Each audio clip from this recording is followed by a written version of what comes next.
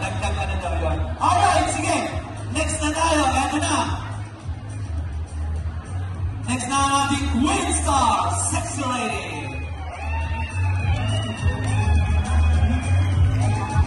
Alright, sige.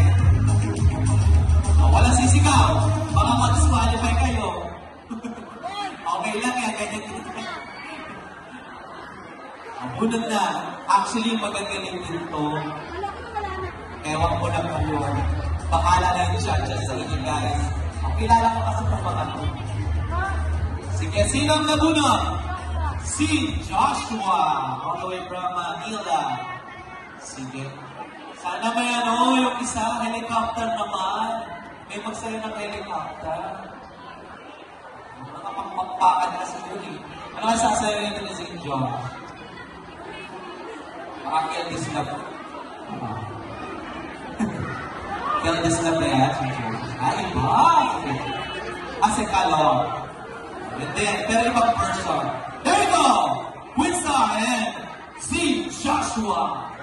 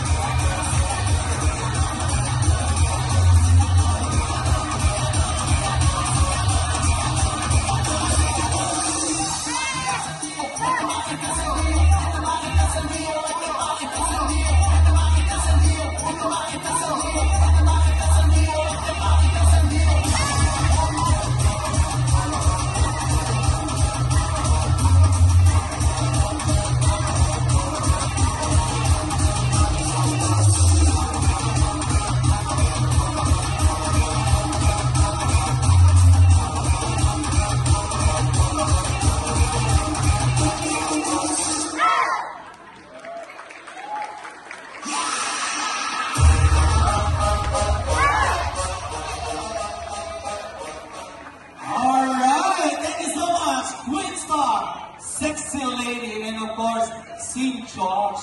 Grabe yung mabilis ang switching nila na umiikot. Biglang nagpapalit yung mga mukha dito nila. Alright guys, mga mamshi, estinas, kasama na po natin ang isa sa mga butihin counselor from the District Group.